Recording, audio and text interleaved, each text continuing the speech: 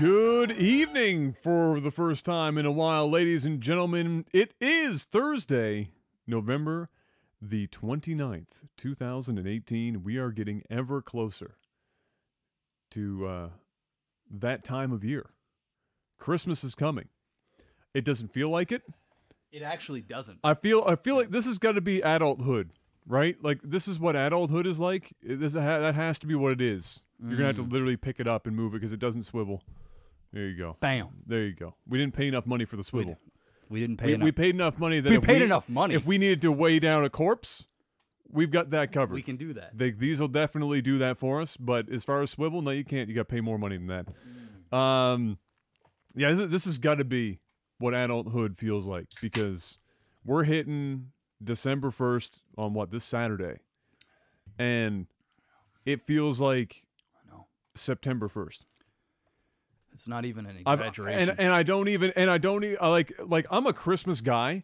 I don't feel very Christmassy, and normally by this time, like December 1st rolls around, I'm there. I'm in. Yeah. I sink into it. I feel like Saturday's going to come, and I'm just going to think that it's another day of the week, and I'm not going to be feeling it. And that depresses me because I basically live for Christmas time. So if I have to suffer through the entire fucking calendar year and get to Christmas and I'm not feeling Christmassy, it's a bad year. What am I around for? I'm with you. I think.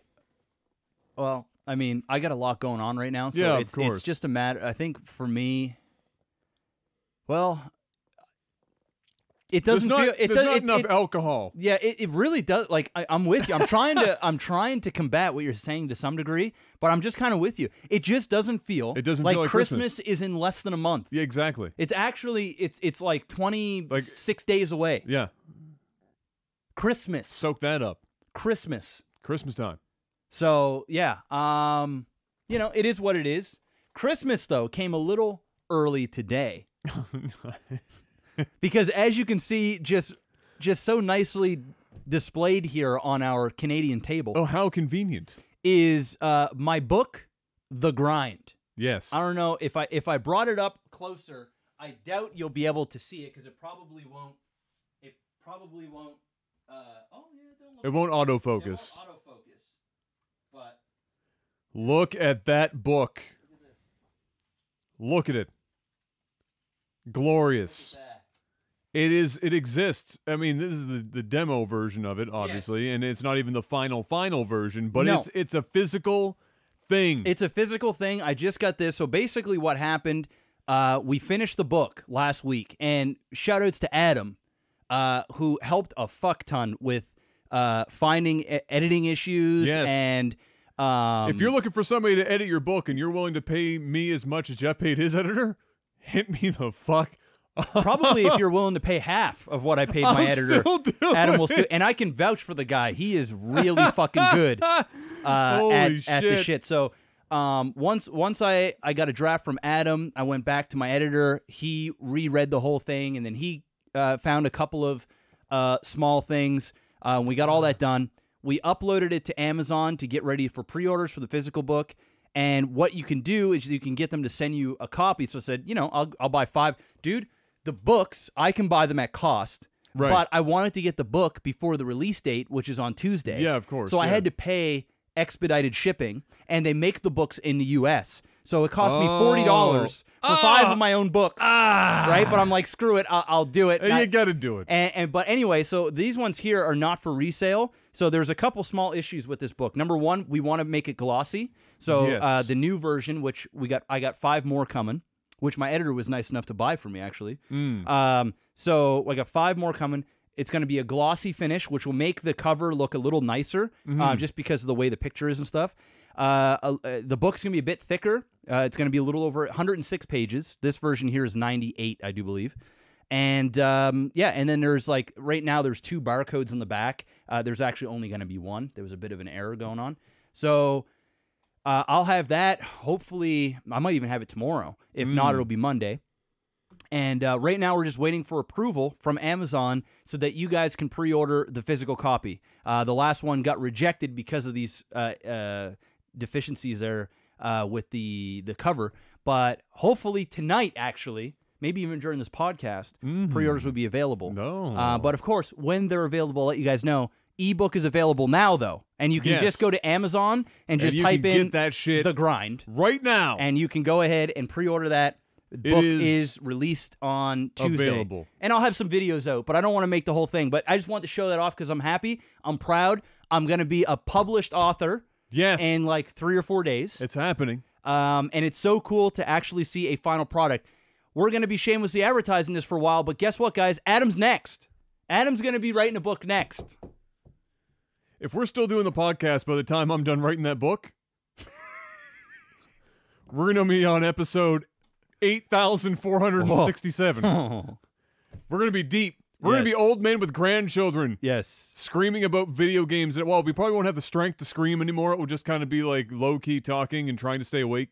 In between our bouts of doing crossword puzzles and watching The Price is Right. Pre-orders up now? Not for the physical book, I don't think. No. I just think for the ebook. If the physical book is up right now, too, that would be amazing. But anyway, I don't want to make too much about it. I just want to show it because I'm happy. It's there. Look at it. It's so cool to actually just hold your own book. It's not the longest book. It's 30,000 words.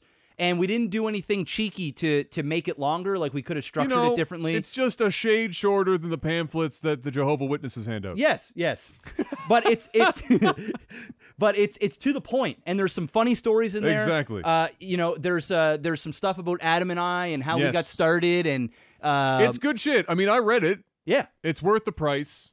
Yeah. And it's especially worth the price if you're trying to open yourself up to doing some streaming and you're considering moving from a hobbyist only type deal into a more kind of professional role. As you would have seen if you're part of the industry at all, whether you're new to start or you've been around for a while, there is a lot of people out there, successful and not, that have not a fucking clue about what they're doing. A lot of people just kind of haphazardly falling into these positions that they're in, and they just so happen to make enough money to pay somebody else figure out how to do everything. The vast majority of people, however, are going to have to do it on their own. They're not going to have the luxury of being able to pay somebody else to do it for them. And so what this book does, at least at a core level, to give you an idea, it gives you a window in, it gives you some early on tools to be able to kickstart yourself. And then the rest of it, I mean, you could almost write a book on every chapter that's in this book. Yes. But this is a good launching off point for most people, and even for people that have been in it for a while and you're just kind of interested in the process.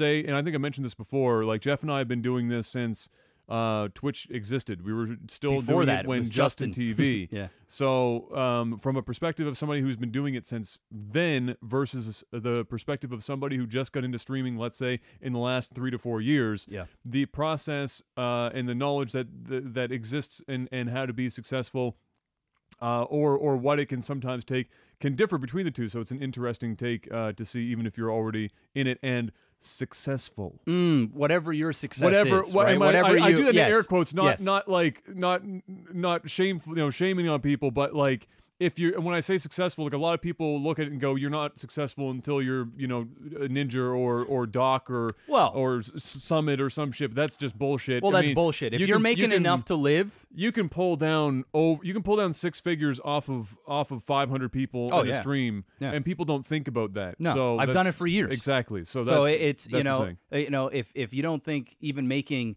$30,000 or $40,000 a year playing video games, possible. Whether it's a hobby, as like a part-time gig, or even a full-time gig, depending on what your lifestyle's like, that, in my opinion, is being successful at it. So anyway, it goes through all those things, and you're going to see a lot more about this. I'm going to make some dedicated videos and stuff, and you're going to get tired of seeing the grind, but it's my job now to promote it. This is what happens when you're self-published. You're going to learn about, if you get the book, you're going to learn about promoting your own stuff. Yes. When you read it. Yes. And you so will. Jeff is giving you a demonstration in real time as to what you're going to be expected to have to do. We got people pre-ordering in the chat. Thank you right so now. much. Done. And I don't make much money per copy. I spent, so for those that were wondering, I am going to be nearing about $4,000 in for all of it. So that is the cover design, that cost me $700 for the cover and all that fun stuff.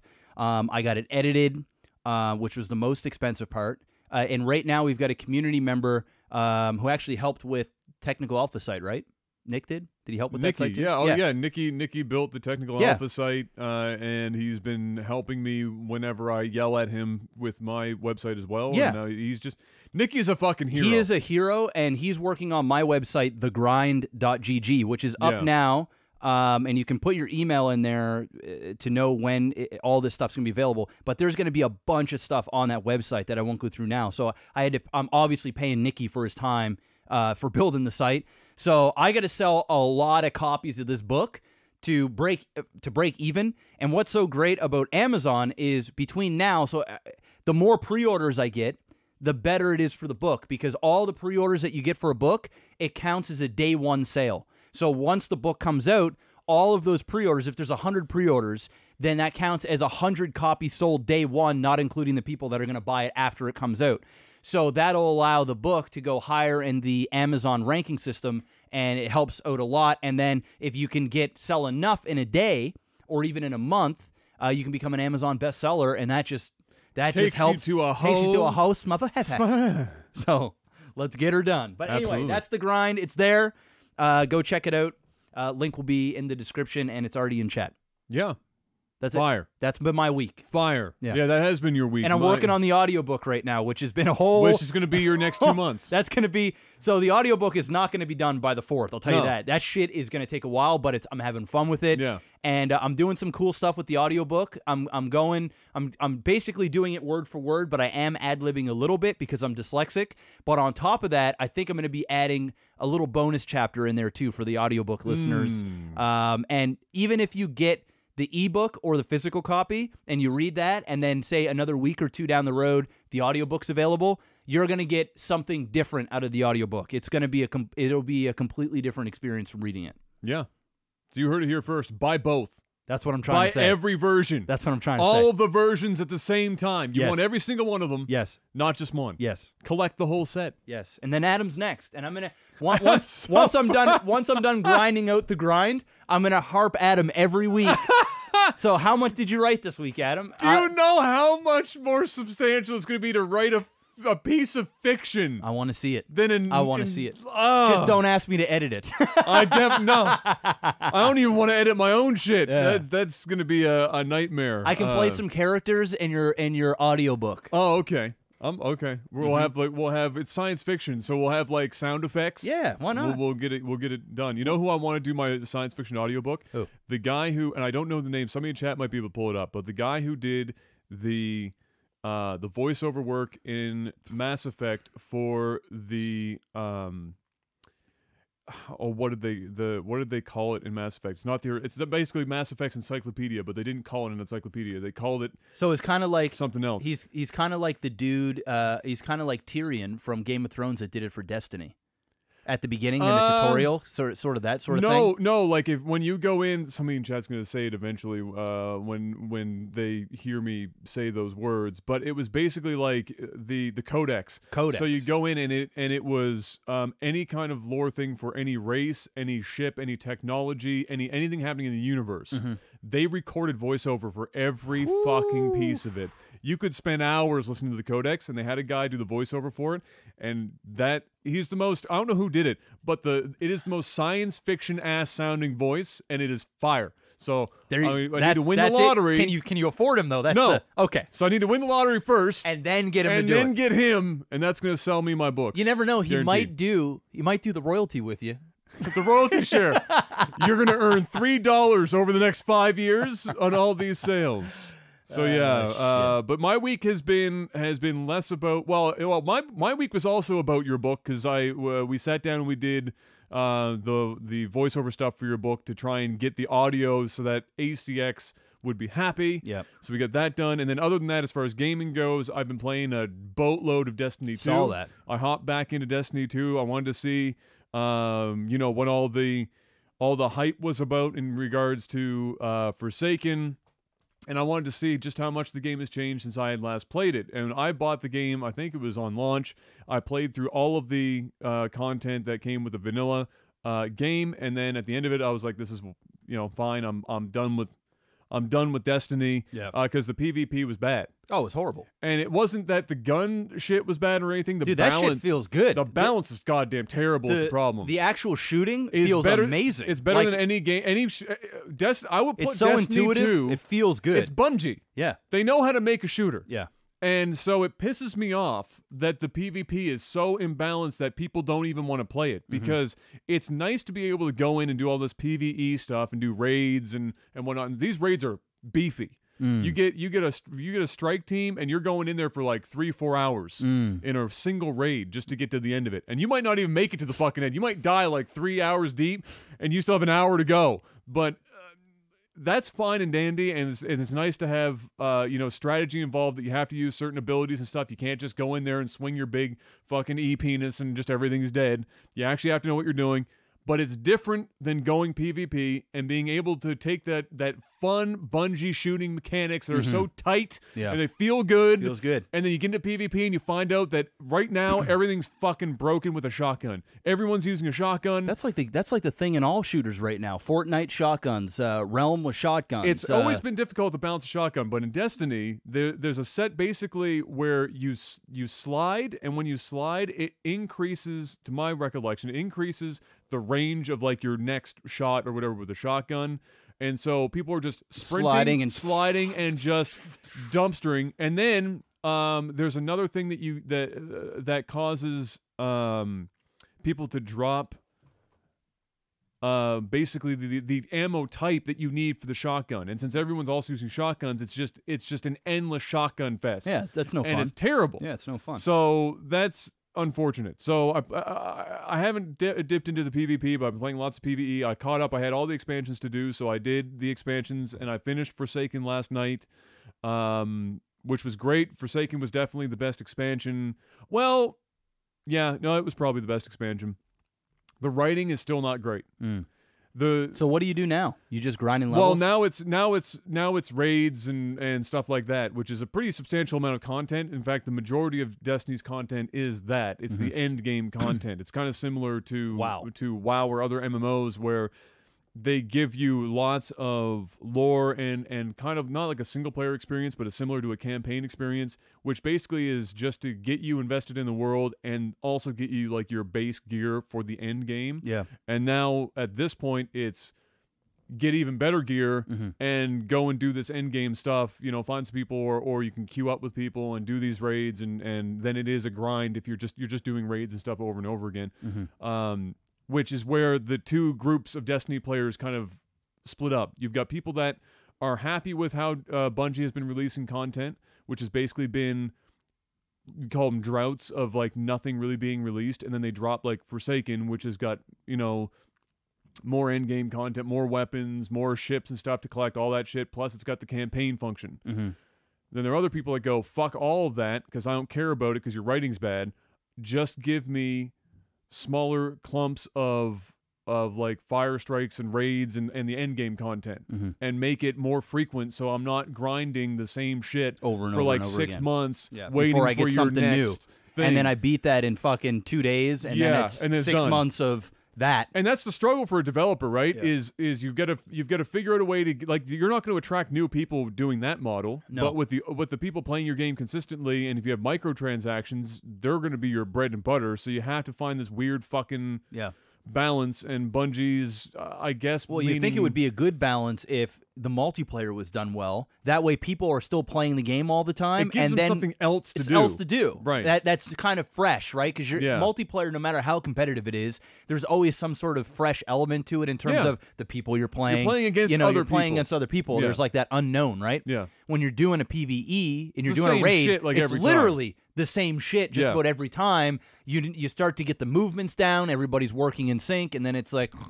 It's boring for me. Exactly. It's not for me. But so so I've enjoyed all the content up to this point, the PvE stuff. I'm sure I'll enjoy the raids and stuff the first couple of times I do them, but I was really hoping that the PvP, since the last time I had played the game, had been at least fixed to the point where I could put up with it. Because I at the core of it, I wanted to go back to Destiny because the shooting is fucking good. I'm so tired of playing shooters with fucking god-awful shooting mechanics. COD is so bad. PUBG is so bad. Fortnite is passable at best. And then you hop into Destiny, where basically everything else around the game until they released Forsaken was so mediocre and fucking whatever, because Bungie's great world builders, fucking terrible storytellers. Mm-hmm. So they have all the stuff that you want to know about, but then they're terrible at telling you about it. But the shooting is so fucking on point. It's good. It's so on point. Mm-hmm. And the main thing is, for somebody like me, I'm not some sort of god at first-person shooters, but when I'm playing a lot of other modern shooters, when I'm missing a shot, so often I feel like it wasn't me missing the shot. It was some like other bullshit going on. And then other times I'd be like, yeah, I fucked that up, whatever. In Destiny, I have literally never had a moment where I've missed a shot and not felt like it was just me. Yeah, it's every other time.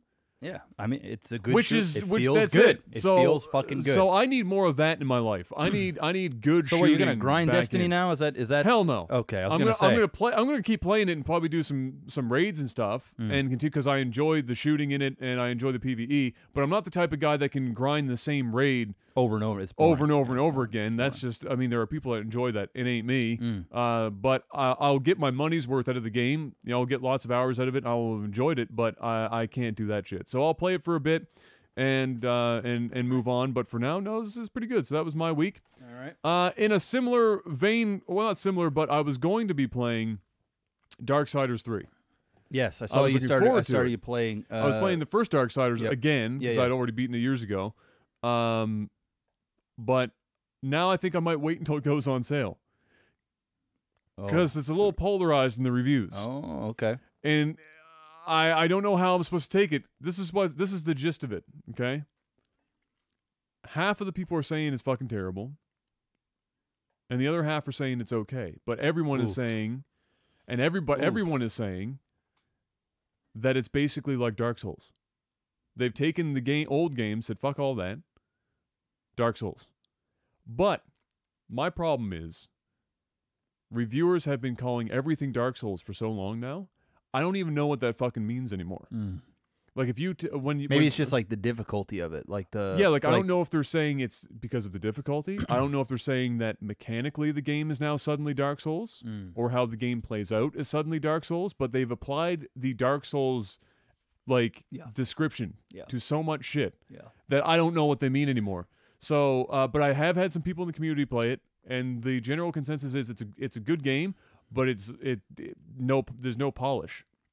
There's a lot of like fuckery. Well, then just wait and whatnot. Just wait for it to go. And by the sounds of it, it's probably going to go on sale pretty quick. I would imagine. Probably this holiday season. That's what I'm waiting for. Yeah. See if it You'll goes on wait sale 2 then. weeks, and the shit will be 30% off.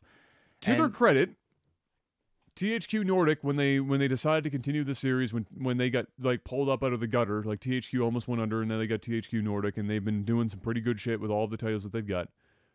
They said it was going to be a budget game with way less money to spend on it than they would have had before. And so they were warning people, guys, this is not going to necessarily be perhaps as clean as Darksiders 1 and 2 was. And they budgeted it. You'll know how much of a budget it is because they only need to sell 100,000 copies. Oh, to break even? Oh, okay. So you go in with that expectation, and it might change your view of things a bit. But if you go in after playing 1 and 2 in terms of the polish, like whether or not you like the game is you whatever. Probably shouldn't play the 1 remastered or whatever it is before you jump into that one, because then you might really even hate it even more. You might be like, oh my fuck, stop the madness. Yeah, but we'll see. Yeah. I'll play it eventually when it's on sale, because I might want to just. I kind of want just if it ends the story, if it like wraps it up, or if they're really going to go for a 4th one, like if they're really going to do 4 Horsemen. Well, I'm sure they would if this sold a couple 100,000 copies and they made a bunch of money on a budget game, then probably would. Yeah. But if it's getting shitty reviews, you never know. Yeah. You just never know. It's tough. It's tough. What else we got here? It wasn't like a crazy. Well, no. We've got some meaty stuff later on. So let's knock out some of the other stuff first. Obsidian, who we talked about. I believe Microsoft bought them up. I think we talked about that in the previous podcast. I want to fact check myself here. Obsidian Entertainment. Mm-hmm. Yes, yeah. I just wanted to make sure I wasn't crazy. So, They're the guys that did Fallout New Vegas and Knights of the Old Republic 2. Okay, the good Fallout, The good Fallout. and the good Star Wars game. Well, the first, KOTOR 1 and 2 were both good, but yes, one of the good Star Wars games and the good Fallout game. They have put up a teaser to show that they are apparently going to be announcing their next game at the Game Awards in like 8 days. Okay. They have some images up. I should have, but I didn't. Is it a new IP? Post them here. It looks like it is. Okay. It's got like the pictures that they posted. It's got like a BioShock meets Fallout aesthetic from the images, and it's not in-game images that we're seeing. It's kind of just art that we're seeing, and so it's kind of in that spot. So it's not like straight up Art Deco, but it's got that feel. People are thinking, like, people are saying they're considering that maybe it's, you got the games right there. Knights of the Old Republic, Knights of the Old Republic 2, Fallout New Vegas. Look at that. Boom. Boom. Great games. And I don't even really collect for Xbox, but I collect the good Xbox titles. The good Xbox titles. Because there are some good good Xbox titles. Yeah, for sure. Don't sleep on the Xbox. No. That shit is fire. There's it. some real good shit on there.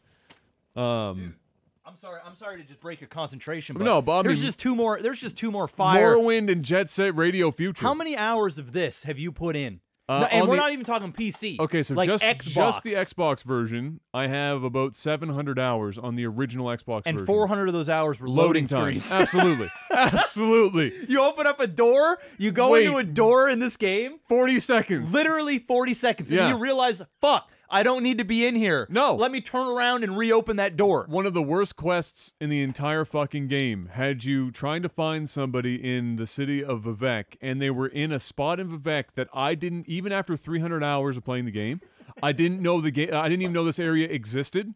And it was this whole row of residential little areas that were hidden under one of the cantons of Vivek. And I went into it was the last door. And it took me like an hour and a half to go through like 5 fucking doors. Yes. It's just endless. In, load. Is it the right door? Fuck, nope. No. Turn around. Out. Load. It's and bad. it always took longer, obviously, to go out because you were loading the world versus loading this tiny-ass little room. Yep. Oh, my God. It was bad. But yeah, Xbox Fire titles. So yeah, we're going to find out, I guess, in like a week-ish at the Game Awards, which is basically a giant joke. The Game Awards are kind of whatever. I mean, Jeff Keighley, dude. The Game Awards is like the MTV Awards. It's like the Oscars but worse, where you but also the MTV Awards. If there was a hybrid between the MTV Awards and the Oscars, that's what the Game Awards are. Okay. Because it really is Sounds like an identity crisis. It's like you get in there and they'll give the awards out and then you can't get over the fact that the games that win some of these categories it's ridiculous. Is fucking ridiculous. Yeah. So nobody takes the shit seriously, but it is nice to have. Hey, we'll talk about the Game Awards when the time comes. Exactly. A couple of weeks from now, you're going to get us talking about it, probably laughing at the fact that that Fortnite will win Game of the Year. It'll probably win several different multiplayer Game of the Year, and several other, like if they have a free to play, they'll win that too. They're going to cram Fortnite down your throat. There's going to be Red Dead Redemption for literally every other category, with the exception of maybe God of War. Congratulations, I just saved you watching the Game Awards. You're welcome. But yeah, we're going to find out. I'm kind of excited because Obsidian makes good-ass video games. Yeah, we'll see what it is. And this is going to be an Xbox exclusive. Well, it'll be Xbox PC because they do the share thing now, but you know what I mean. So that will be kind of fun. And that the aesthetic that are in the pictures, it's always kind of fun to see something kind of different out there. So we'll see just how much how far down the rabbit hole they go. So we'll find out more in the coming weeks. Red Dead. Speaking of Red Dead Online, the beta happened. I don't know if you were catching some people have been streaming it.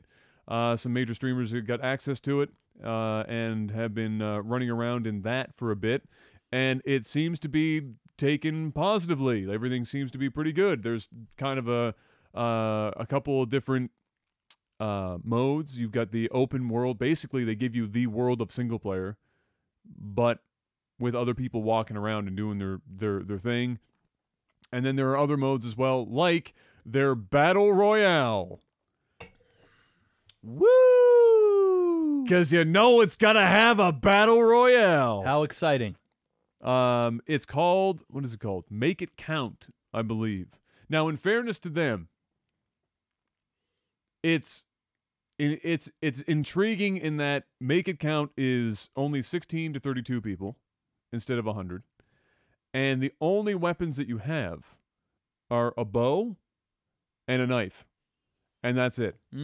So it's a lot more, people have been finding, obviously, with that kind of kit, it's a lot more methodical, it's a lot more tense, because you have to spend a lot more time kind of crouching and crawling around, and because you got a bow and a knife. You don't really got a lot going for you. You're not going to get a bunch of armor. You're not going to have like a machine gun to save your ass. And everyone has the same gear, the same gear. So there's no like disparity between people. Just bow and knives. You're not going to run up on somebody with like an AK and level 3 armor. It's like slappers only mode. Exactly. Yeah. That's where the real men play. That's where the real men play. That's it. We're Slappers going old only. school. Aztec. Slappers only, 200% health. Woo. We called that the Iron Man mode growing up, because it literally took you like an hour to kill 15 somebody. minutes to kill somebody. Yeah. It's Good times. just slapping constantly. It took forever to kill him. So yeah, it's doing okay. I have seen a bit of it.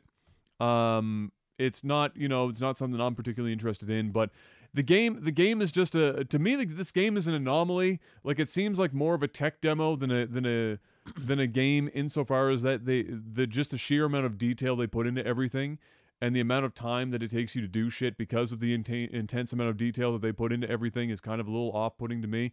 But of course, it's still Rockstar, so characters are good, voice acting's good, writing is good. I'm sure it'll be fine. It's going to make lots of money. It's going to be it's going to make to win lots of awards. Yay. And it's going to be marvelous. Slightly less marvelous, Jeff. Fallout 76. Man, I don't tire about talking about this bad boy. Fallout 76, the saga just keeps getting worse and worse for Bethesda. They just can't seem to... They take an L, and then not even 48 hours later, they want another L showing up on their doorstep. Just take all kinds of L's. They're just taking, Why not? We'll take all the smoke. If the alphabet was nothing but L's, it would be Bethesda's alphabet right now. They just can't seem to stop. So we talked about, obviously, a lot of the problems they had last week, chiefly the fact that the first day patch was bigger than the game itself. Yes, the game itself, like 50-something gigs which or is some shit. an impressive feat to begin with. Yeah. And then, of course, an entire week of people finding out that this game is really quite shit happens. Yes, we found that one and out. that, I mean, it's a bad video game. No matter how you slice it, no matter how much you want to love it, it's a bad video game. Then people start getting their collector's editions. They're $200 collector's editions with the helmet. Ooh. You get that power the big armor thing, helmet. yes. It actually looked kind of cool. Yeah. So here's the problem. The bag that was holding some of the stuff, that when they were first showing off all the promotional items and talking about it, I think the bag was supposed to be some sort of like really nice like canvasy type deal. And then when people started getting these... The Devil May Cry them? This is $200 for this fucking thing. Oh, so it's not $5,000. No. Okay. It's like that really cheap ass, fake ass nylon shit that you get. I know exactly what and it's got that odd, like, weird feel and backing to it. And like, it doesn't even feel like cloth. It almost feels like regret. Cloth paper. Feels like regret. Weird. And people saw that and were like, people were like, what? Wait a second. My Big Mac doesn't look like the thing you showed me in the window? I was told that I was going to get... It's not that it didn't look like it. It was a physically different product. Wait, my Big Mac is actually a double cheeseburger dressed like a Mac? Yes. Where's the bun in the middle? Where's the lettuce and... Where's the Big Mac sauce? Where's the special sauce? I got a double cheeseburger put in a Mac container. So what are you doing? Here's the crazy part. There's a class action lawsuit now being filed against Bethesda for this video game. Taking more L's. So some law firm looked at this situation and went, okay, there's actually so much wrong about this game versus what they've told the people that are going to be buying it, that we have a case here that they felt comfortable enough starting a class action lawsuit and are contacting people or having them contact them to get in on this class action lawsuit. Some lawsuit is trying to make some of that dirty money. It's so bad. All right, so here was my meme for the week. I thought about this for a second. I thought you know what this whole launch has been reminiscent of? No Man's Sky. Yes. Where God Howard got up on that stage at E3 and he pitched like a fucking hero. In fact, he pitched to the most difficult thing. There were people on both sides of a wall. He was walking between doorways and shit. He was pitching to two totally different arenas. Pitch of a lifetime. And he pitched like a champion because it's God Howard. Yep. That's what he does. And people were just eating that shit up. Mm-hmm. And then the game comes out. I mean, he straight up Peter Molyneux their ass on that stage. Mm-hmm. And then the game comes out. And it is even by Bethesda standards, this game is broken as fuck. Mm-hmm. And there's nothing to do in this game. You want to know what God Howard's going to do, though? And why he's God Howard? On the next E3 or whatever fucking thing they do, he's going to come out. Yeah. And he's going to meme people about how bad Fallout 76 is. I don't know if that's going to save him this time. No, dude. He's gonna be like, and he'll say, we're working on a new project, and it's nothing like Fallout 76. And people will cheer, and he's God Howard. People will forget. They will forget, and he'll turn it. Dude, he's a legend, bro. I know he's God Howard for a reason. He will spin this to make it look like he's gonna troll people. He's gonna do like reverse psychology, and everyone's gonna eat it up because he's God Howard. Dude, it is. It reminds me of No Man's Sky. It was the E3 pitch. But here's the fucked up part, right? Bethesda didn't put this shit on Steam. They put it on the Bethesda launcher. And they're not allowing refunds unless it's mandated by your country's law, which is a handful of European countries.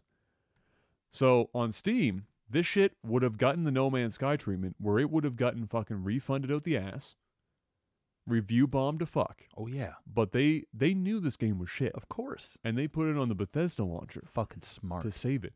And they don't have to refund shit. That black meme? They know exactly what they were fucking doing. But to make this connection to No Man's Sky a little harder, this is a AAA studio. And not just any AAA studio. This is the studio that produces two of some of the biggest franchises in the entire game industry. This is no small fry shit. This is fucking Bethesda. It's a big boy. And it's one of Bethesda's main two titles. It's Fallout. The only other bigger one is Elder Scrolls. Yep. Okay? So you're going to tell people literally wanted Sean Murray's head, No Man's Sky, cut off, yes, put on a pike, yes, in front of the Game Awards show, yes, for everyone to see. Yes. There were 4 people in a dank-ass basement grinding that shit out for Sony on a budget that was probably ramen and more ramen. Beans and rice. And they wanted to literally flay that man alive medieval style. Yeah. This game with Bethesda behind it and all of Bethesda's money, and according to Todd Howard, every fucking studio under Bethesda's belt was involved to make this because that's how big of a project this was. That's out of his fucking mouth. And he comes out and releases this pile of shit that's so busted. Then releases special edition shit that doesn't even have the stuff that they told you, and it's $200 fucking for a plastic helmet, and now you're getting a nylon ass bag. Get fucked. Then they put it on the Bethesda launcher so you can't refund the shit because they know it's so bad. Fucking smart. And people, this is what pisses me off. People are making excuses for them. Yeah, fanboys. It's fucking crazy. Some fanboys out there. It's fucking Follow crazy. fanboys. This is a hundreds of millions just swimming in money and resources and multiple studios. And when it happened with No Man's Sky, it was like literally Satan himself came up out of the fucking ground, and it was Sean Murray. And he was coming for your children and your children's children. He was going to fuck your wife. To be fair. Twice. To be fair. Sean Murray definitely went way I'm not harder saying in the paint I'm not. than what I'm not saying, God Howard did. I don't think he did. Oh, I do. They both had the E3 stage, Yes. and they both talked out of their fucking ass in front of people Yes. for the same amount of time. Yes. But the difference between here is that in interviews, all the same, or not the difference, it's all the same too. Todd Howard continued to perpetuate all the shit this game is supposed to have. There are multiple videos on YouTube that, just like No Man's Sky, it is literally a clip of Todd Howard saying some bullshit in an interview and then cut to the actual fucking game. It's the same shit. I'd have to see it. I won't argue with you on that because I haven't seen that. But I was just judging by what he said at Angry E3. Joe's review. I don't even like Angry Joe. But this was like this is in his wheelhouse. This was in the paint for Angry Joe. Yes. Because he's a big Fallout Bethesda fan. And he actually got a chance to be legitimately angry about something for once. He bought the $200 edition. Oh. If you want a real good look at just how fucking goddamn terrible this game is. Oh, it's bad. I've seen video. I've seen people cut it up. And then there are videos of, like I said, Todd Howard cut the interview. It's Todd Howard, though, right? Some people can get away with this shit, right? Some people can get away with it. But we'll see what happens. We'll see what happens. Anyway. But here's the thing. Stuka, this is the final thing. No Man's Sky, Sean went off social media, understandably so. Oh, yeah. For like a year and a half. Oh, yeah. He disappeared. Because the world wanted to kill him. Yes. Literally, like I said, like it was like he was coming to fuck your wife or some shit and kill your children. Yes. So he went away, then came back, and those same 4 people have been putting out massive content updates for free for 2.5 straight years now. Are you going to see that with Fallout? Fuck no. They'll be on another Fallout. On top of that, microtransactions in Fallout 76. Nice. That's just on a full price game that, by the way, in the first like 7 to 10 days, I think it was the 9th day, dropped 30% on a sale. Get fucked all those early buyers and all the... That's not even an early buyer. If you ain't even 10 days, you're not even 10 days out of the gate. That's like you just bought some shit at Walmart, walked out the door, and before you even left, the dude was putting up the sale sign on the fucking door. Fucked. And they said, hey, no refunds in this region. No refunds. Get fucked. So here's my deal. Fuck you, Todd Howard. Fuck you, Bethesda. My faith in you for Elder Scrolls 6, 0. Especially since you just told me that you're going to use the same engine and everything else. Shit. Yeah, it's the same shit. No faith. It's the same shit. Starfield, no faith.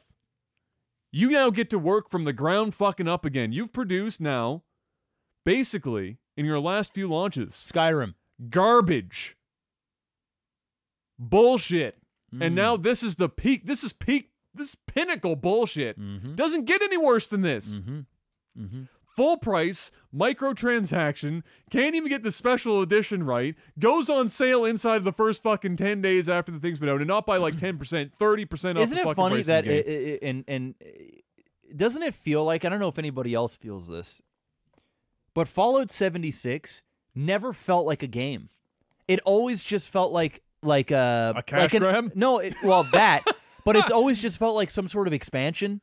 Like it never. It should have been like a $15, $20. Yeah, like it just tack doesn't on feel. to Fallout 4. And I'll be honest with you. Yeah. Until like maybe a few weeks ago, You thought that's what it was? I actually thought it was like an. I'm not saying that to be funny. This is the honest to God's truth. No, sure. I Yeah. thought that this was an expansion to another Fallout game, and I never knew that this was a big new title for the Fallout series. I really thought this was like a bonus side little thing, and that was it. People could kill each other and drop nukes on each other and just fuck around, and it was, you know, almost not a battle royale, but more like an H1Z1 or Rust type thing. This is a real game. This is a real, this was packaged like it was and sold like it was a real game. It's something. But man, it's crazy. Dude, this is what my favorite thing is. They said that they would never put in, when it was in beta, and people were saying, hey, I need a field of view slider, because this like 10 field of view that you guys are using is making me sick. Yeah. Like literally physically sick. And I also need a push to talk, because there's no push to talk mode, which means everyone's microphone is on all the time. Great. Tell me how well that's gone in literally any game that China you've ever number played. one. N-bombs like crazy. It's push to talk. How is push to talk not just in your game? Yeah. And when people asked for it, you know what they said? Sorry, it's never going to happen because it messes with the engine. We just can't do it. But you know what's coming now in this next patch after the world's literally burnt down around their feet? Push to talk. And a field of view slider. So lazy, just so much laziness. It's such a bad cash grab. It's an asset flip. It's a bunch of it's bullshit. Just stop the. Don't buy this game. Period. I don't care if you want it or not. If you buy this game, I literally never want you to complain about a video game ever again for the rest of your life. You've lost your privilege. If there was ever a reason to never or to not buy a AAA game, even if it's from a studio you love, this is it. You've got a full-price game with microtransactions that's an asset flip that isn't even fucking alpha stage worthy of being released, with no quality of life, no polish, no anything. And again, I urge you, if you want to see in-depth shit, go watch Angry Joe. It's like a 40-minute review. They're all 40 minutes. But it's 40 minutes of just showing you so much bullshit. Fucking I'm gonna check bad. that out. I'm gonna check that out. Watch it. What's next? What's next? Something positive from Nintendo. I saw that. I saw them. I saw a tweet. They sent a tweet out. It's the future. Nintendo figured out how to use Twitter, and they joined the rest of civilized society in regards to how to do content with their games. Wow. It happened. Holy shit. So basically, you can treat it like everything else now, except you can't do, with the one exception of you can't, or there's a couple of exceptions, but nothing that anyone would have to be particularly concerned about. Like, for example, trying to show that you have associations with Nintendo to make the video and shit. Like, nobody ever fucking does that shit. But the long form with no commentary or anything, they don't want that. Why not? Well, no voiceover, no, like it's not like a Let's Play is not allowed, but they don't want you to just literally turn on the game, play through it all with recording, and just post it with no audio or like no voiceover. Oh, okay. I thought you meant you're not allowed to do a Let's Play. No, you can do that. You just need to be adding. You need to be adding. Yeah, you can't just play the game and up. Okay, that makes sense. Yeah, it's one of their few stipulations. So they've joined. It's joined the thing. Yeah. They've joined the thing. Great. Thank you, Nintendo. You're only, 10 years late to the party. The future. Hey, better late than never. This is true. You know, for all those Nintendo fans out there. I wish I was saying better late than never about 3 years ago, but still, it's better late than never. And I mean, let's be real. Who the fuck is doing playthroughs for video games on YouTube these days? There's still people, but it is so rare, dude. People were getting concerned that it was going to leak over into like the live streaming world, and especially with it's never been a problem with the live streaming. But they were also more specifically for things like the Smash community for putting stuff like tournaments and stuff on YouTube. Like they were getting shit for that. Yeah, okay, that makes sense. Yeah, and with the new Smash game coming up, people were like, don't give us this awesome game that's going to be played into the ground and not let us create all this amazing content for your game. Just let us do it. No, and I have a feeling Smash is probably the core reason as to why this is happening. And thank God Nintendo is actually doing it. That's a thumbs up. Hey, great job, Nintendo. That's a big Still thumbs not buying up. Smash, but no, good job. No, not personally. I'm looking forward to watching I'll watch tournaments. it on Twitch, yeah. Like the tournaments are always fire. Yeah, I'll watch that, but they're I ain't hype as hell. But I don't need to play it. No. Loot boxes are back in the news again. This time in the States, though. The FTC is actually looking into loot boxes as a gambling thing now. And if that goes through, that is some shit. If the FTC clamps down on loot boxes, that's going to cost some people a few dollars. Let's just be real. Loot boxes is gambling. Period. That's my view. I don't care how you look at it. The UK Gambling Commission unfortunately disagrees with you and has determined that loot boxes are in fact not gambling.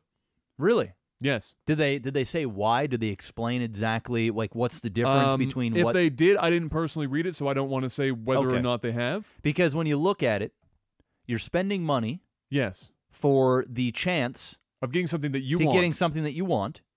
Yes. And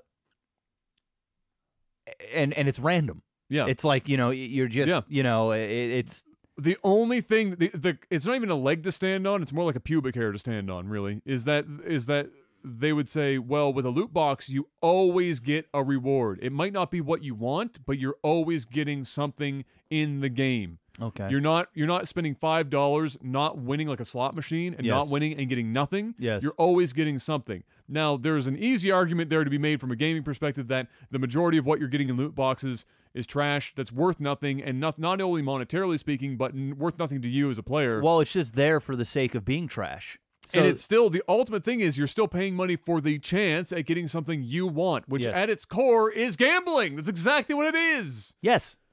Yes. Even if you went into a slot machine and you put in $5, and no matter what you did, you always got 10 cents back.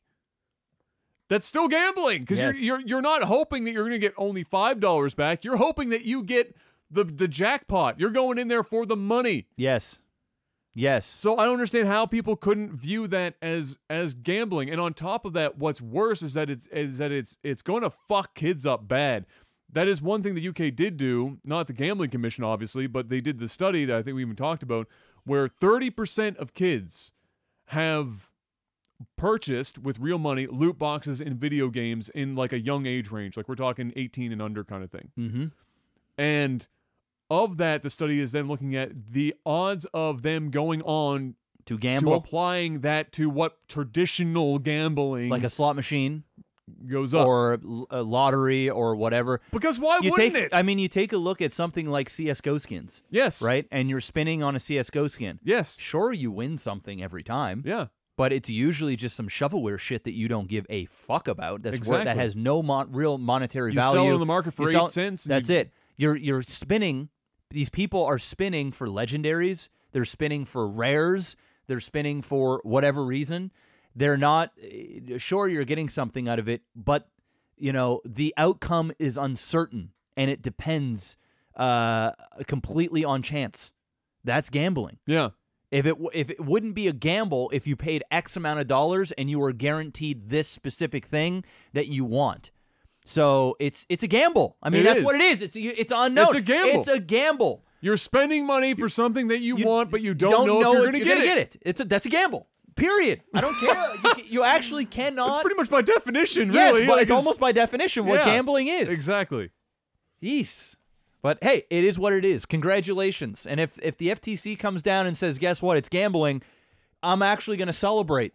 Now, I don't know if Roberto has like an actual source for this, but I wouldn't be shocked by it. But he's saying he's a dude in the UK since 2016, which is, loot boxes are about 2014, 2015 until now really started to be in every game. It's not just mobile games anymore. Now it's fucking literally every game. Mm-hmm. The amount of actual gambling addiction in children has quadrupled.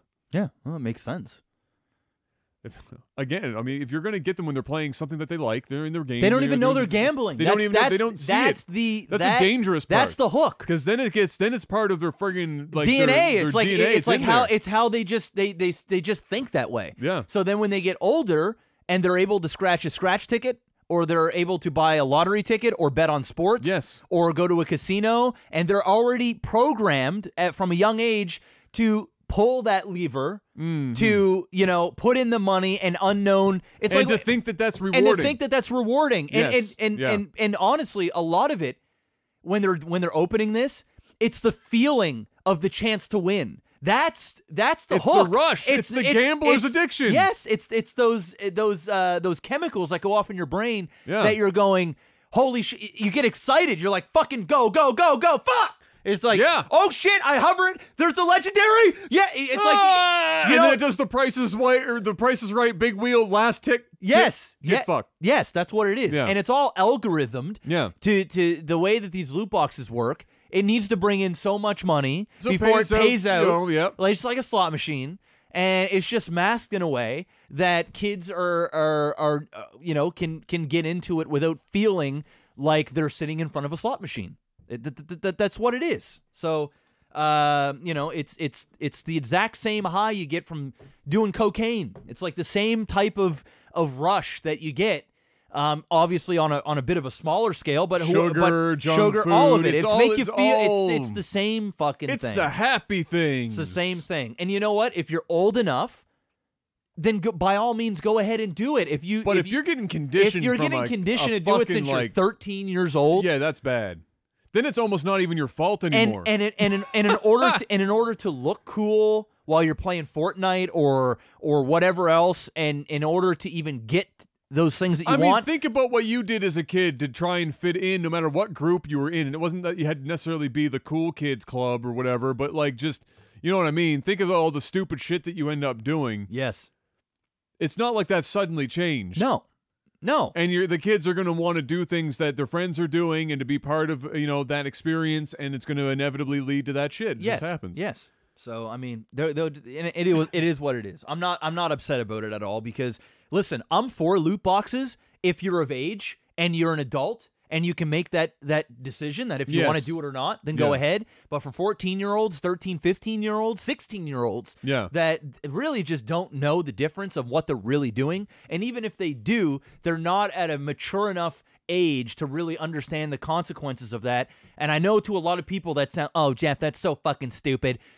It's seriously you when don't remember what you were at 15. You're just that's literally it. That's why there's laws for people that have sex with minors because they don't understand. They're like, it makes you feel good. It's whatever. You're pressured into it, or you feel like you have to fit in, or whatever the case may be. But you don't. Even if you're okay with it, even if you're like, yes, I know, Jeff, I'm 16 and I know I'm not fucking stupid. You actually don't know because you're not developed enough to really understand the consequences of the decisions. And even if you are that smart and you're a little bit smarter and mature than somebody else your age, the vast majority of people don't have that level of intellect at that age, and they don't know what they're getting themselves into. No. So next thing you know, when you're 18, 19, 20, 25, 30 years old, now it's a habit. Now it's a habit because of what you did when you're a fucking teenager. And now you maybe don't even play video games anymore, but instead you're on a slot machine, or you're buying lottery tickets, or you're just everything's a chance. Yeah. And you think that's okay and that's the way it should be. But it's not.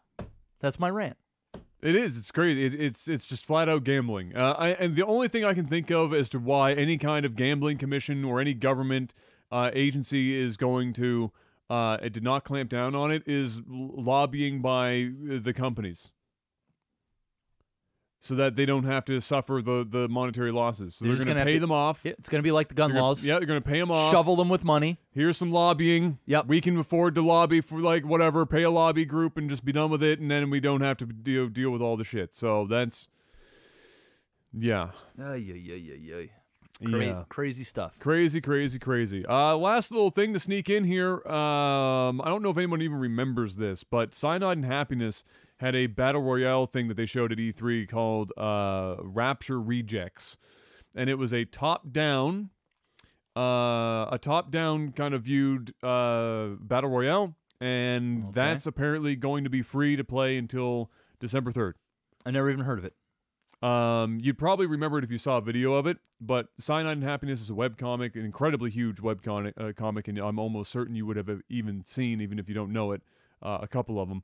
But yeah, they have a battle royale called Rapture Rejects. Okay. It's the people that didn't get taken up during the Rapture, and now they're still on Earth, and they're battle royale, which is hilarious. Sure. Much like most of Cyanide and Happiness stuff. So if you're in for that, you can take a little peek at that. But that's all we've got for game news this week. Mr. Black, hit me up with the sound of movies and TV. Movies and TV. So my question is, what the shit happened in movies and TV this week? Because other than Vikings making its comeback, and I haven't seen the premiere for that yet, I don't know what happened. What's going on right now? Not a whole lot. We're like 2 weeks We're out. still in the- We're 2 in the weeks lull. out from this massive push of movies. What movie did I go and see recently? Let me just go to Rotten Tomatoes. Refresh my memory. I saw Creed 2, which I think we already talked about. We talked about that last week. Yeah. We talked about Fantastic Beasts. Yes. I thought I saw another one. Maybe I didn't. I plan to go see Instant Family. Oh yes, which is the Mark Wahlberg movie. Yeah. About foster kids. Yes. It's got an 81% on Rotten Tomatoes from the critics and 84% from audience. And I've had several people who are typically not the biggest moviegoers. Like, they're just like, whatever.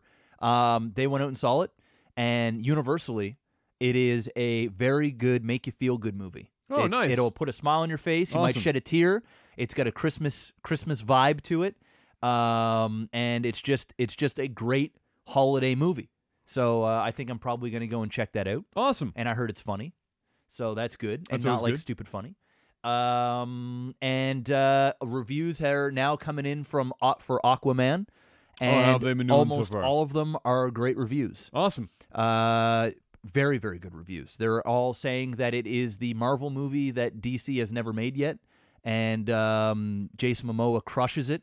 And the movie is just, and it's got James Wan directing it. Apparently it is a fucking ride and a half, and it is just a damn good time in the movie theaters, and by far the best DC movie made yet, from what I'm hearing. Which I loved Wonder Woman. Wonder Woman was true. great. Wonder Woman. If it's that much better than Wonder Woman, then that's pretty impressive. So, I know Gabs and I are going to go see that anyway because she desperately wants to see it because she wants to bang. She's gonna Jason leave. Momoa. She's gonna leave soaked, and absolutely. that's just the way she goes. And then I've got to try and live up to Jason Momoa. Well, that was like me when I went to Creed too, and I'm Yeah. sure the wife is all hot and bothered because Michael B. Jordan jacked is out of his mind. jacked out of his mind, and one of the best looking dudes in Yep. Hollywood right now, just Yep. crushing the game. So And then went home and Well- neither of us have touched a weight in a good long while. I haven't touched the weight in a while. In fact, my life is so fucked right now. Even and I'm not even getting fucked. My wife right now sleeps in the guest room. Oh, she was telling me about that because She's just moving. She's rolling around too much. She's uncomfortable. She's getting Yeah. big. It's just nobody's sleeping unless you're in different beds. Nobody's sleeping. Yeah. So that's just the way she goes. A little over 2 more months, and hopefully we'll get, and then and then we got a baby. So hey, great. My life's done, right? It's at this point, it's packing it in. At this point, it's dad. It doesn't even feel like Christmas. What are we living for? Jesus, man. Fuck. Damn. Ay. Damn. Oh, yeah. SpongeBob's creator passed away this week. I heard. Yeah. So that was sad to hear. SpongeBob is a good ass cartoon. I'll be honest. I've never watched a full episode of SpongeBob. That's perfectly fair. Yeah. SpongeBob was kind of like towards the tail end of cartoons when they were still good. Mm-hmm. And when they could still, when a lot of the cartoon, like the jokes in the cartoons, when it was written well enough that there were a lot of jokes for older people, but the younger people still loved it, which not every cartoon could get away with. It's kind of like the Animaniacs, where the Animaniacs had like a shitload of just dirty ass humor for older people. Yes. But the young kids just loved the shit out of the Animaniacs. I like the Animaniacs. Yeah. So it's kind of similar. But SpongeBob had some absolutely fantastic episodes, really kind of crazy and out there stuff. They had they would mix reality into the show in like weird and crazy ways. Like they just have these random cuts where you'd see literally just video of like an actual person, like they'd just have like full motion video. Okay, great. Just in there, and it would always be it was just so fucking. It was fucking crazy. I don't even know if you can describe SpongeBob without watching it. It did get a little unfortunate after they switched writers towards the latter ends of the show or in the more recent times. But the original first few seasons of that shit is fire. So unfortunate to see him go.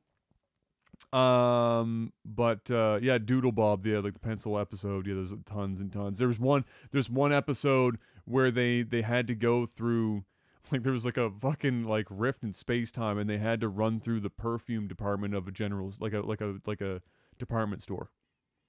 And so they're like running through, and it was like they were getting like spritzed with like because you walk into like a Sears before they shut down, and if you went through like there was the perfume department, yes, and it was like the whole concept where they're constantly asking you if you want to sample it, and they just start fucking spraying you, yeah, spraying you. Hey, you want it? So yeah, sure.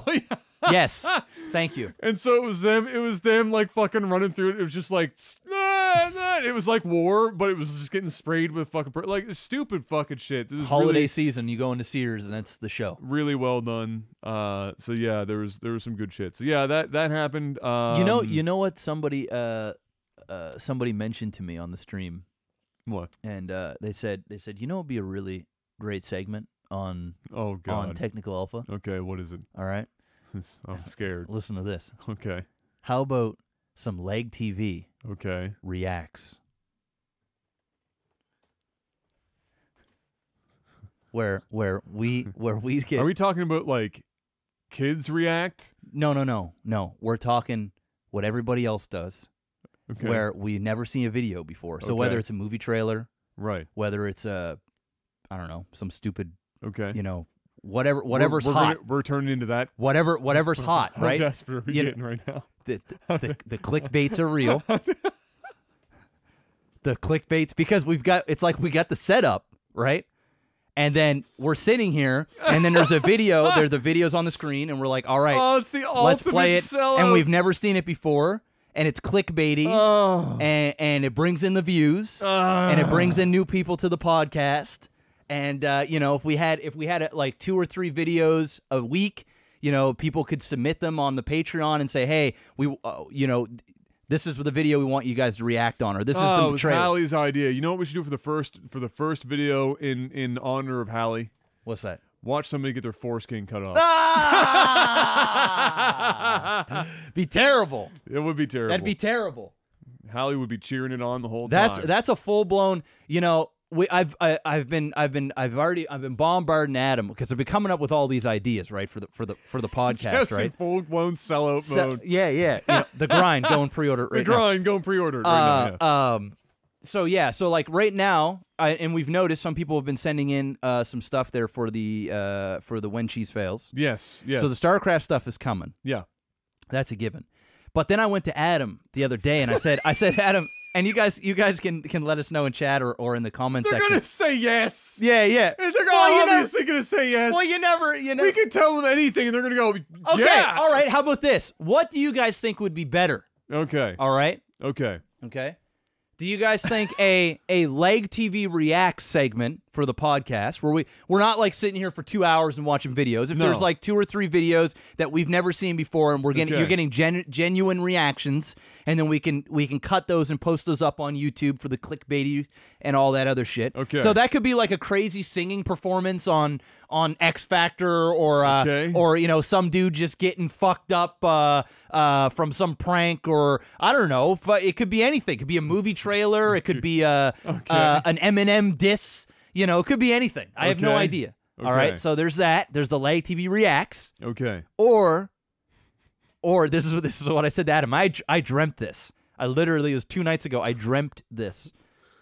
So in my book, The Grind, right? Literally, there's a story in here that you'll be able to get into detail about how LAGTV was created. All right, and to put it down and to condense it, so we're not here for a while, is Adam used to have a blog where he used to talk about glitches, or used to write about glitches, right? No. What do you mean no?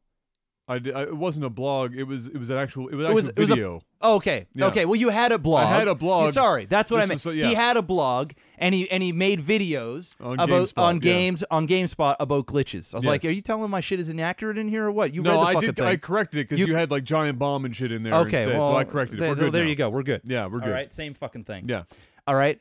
So anyway, it was called Life's a Glitch. Yes. Okay, and that's how the name Life's a Glitch came. It stands Yes. for LAGTV. Yes. Right? That was Life's a how we glitch. decided. That's how we were decided. Trying to think about the name. Yeah. So I said, okay, well, we created the Realm Royale thing, where Yes. where we were doing the voiceovers, and it was this. We had animated shit, and Mark was helping us out, and it was awesome. But then Realm murdered itself. Okay, and the game is dead, and there's no way in fuck we're doing it. It is ultimate. So I dead, had yeah. this dream that it all came full circle, and I said, what if instead of Realm Royale, we had a compilation of glitches in games, and we commentated over those glitches. So we made fun of a game like it was Fallout 76. Yes. There was a bunch of glitches that happened, and we would just fucking cut it up, right? We cut it up, or just make fun of it and shit, and then we called the series Life's a Glitch, because Coming full circle. Life's a Glitch. We started here. We're doing this. They're coming all the way back. Full circle. And there's so many weird fucking glitches. Like, you even see weird glitches in just random old school games. You like maybe Super Bikes, and there's this weird fucking dumbass glitch where you could just drive through a level or whatever, right? So that's what I was thinking. And then Adam was like, okay, well, let's get the StarCraft stuff situated first. Yeah, let's bang out the StarCraft shit. Let's get that out of the way. But hey, no, we can't do both. We can't do both. So let me know in the comment section.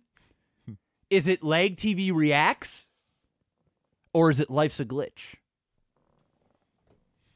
I dreamt that shit. I had a dream.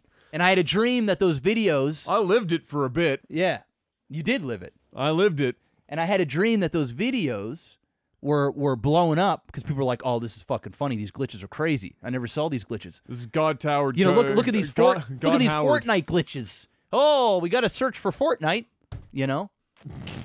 But I definitely think the LAGTV. If I had to pick between the two, I think the LAGTV Reacts is not only an easy one to do, but it could be pretty funny too. Because then you get genuine reactions to shit. Could be like a nothing, be like, yeah, that was fucking stupid, guys. Or it could be like, oh, okay. All right. Yeah. It could be like a game trailer. It could be a movie. It could be anything. Well, the react thing is that it could also be glitches because it could literally be anything that you send in. Because that's what it is. You're reacting to anything. You're not saying you're only reacting to one thing. That's and then glitches, you're just getting really specific. Yeah. So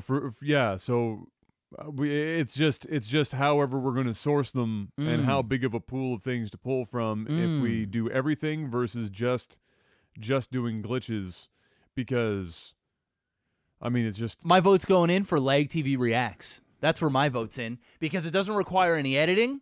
It just requires us having the video up on a laptop. We're sitting here at the round table. We click play. We watch it. The video's went up on the screen, and Bob's your uncle. I just don't. Yeah. That could be a new segment. The Technical Alpha podcast could be game thingy, and then a little bit of movie talk, and then a react, and then a tech support. Okay. Well, hey, that's just a thought. What do I know?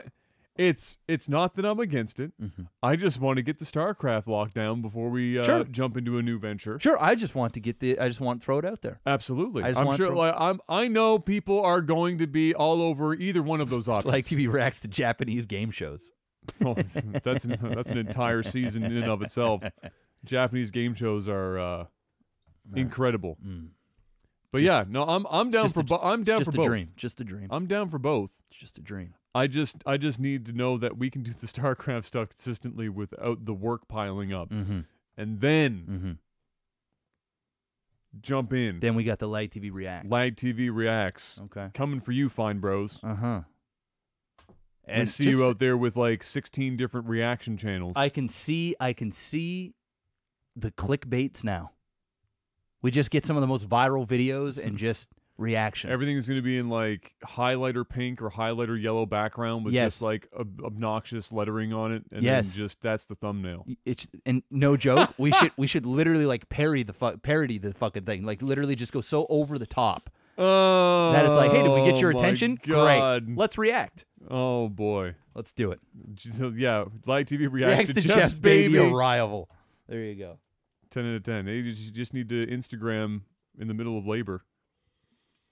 Get that. All right, up. what do we got? Tech support? Tech support is next. The movie shit, there's nothing going on right now. Okay. This comes in from one of your personal favorites, the pulsating, ripe, developing titties. What would you rate the Asian lesbian chick from Haunting of Hill House out of 10? Her name is Levi Tran, if you want to look it up. Out of 10? Out of 10. Do you know who I'm talking about? I know exactly who you're talking about. Okay. I would give her a... I need to see other pictures of her outside of the show. Yeah, let me look her up again, because if I were to just say it off the top of my head, I'd say a 9. Okay. Levi Tran. Oh, okay, there she is.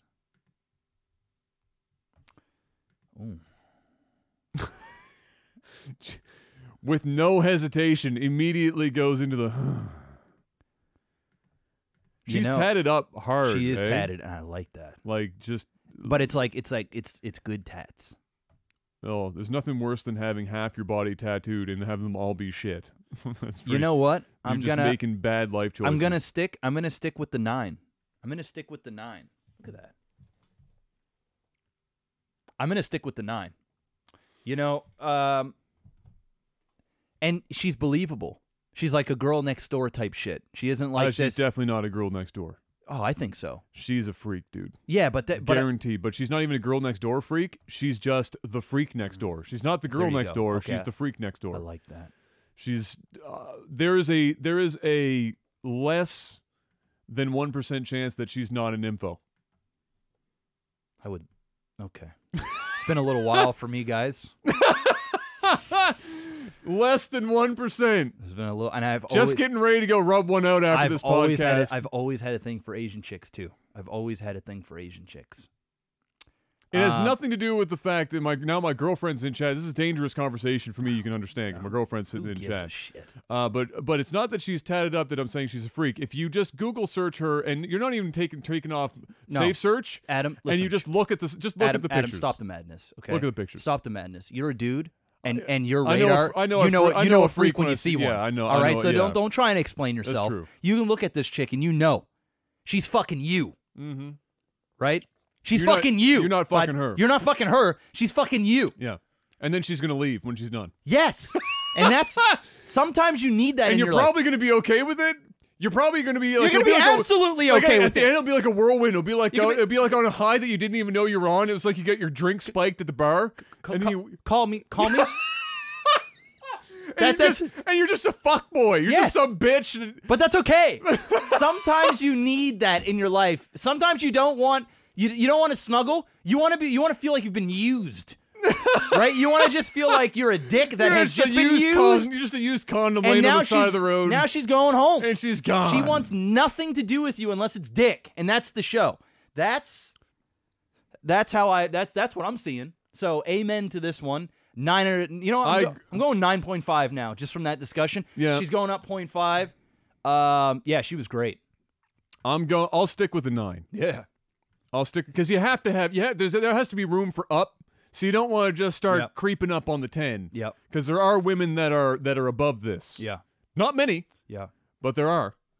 Oh, there are. But what's so nice about this is it feels like it's attainable. It's obtainable. Exactly. Well, actually, for me and you, it's probably not attainable. Oh, it's obtainable, buddy. My confidence. Right, maybe for me, my confidence level. You got more confidence than I would. My confidence level's too high. If this was like 2009 Adam, I'd say yes. Yeah, well, I mean, right now, 2018 Adam, where I can barely lift up a newspaper without throwing my back out, and I've got a neck beard, probably not going to work. I mean, is that Puff Daddy?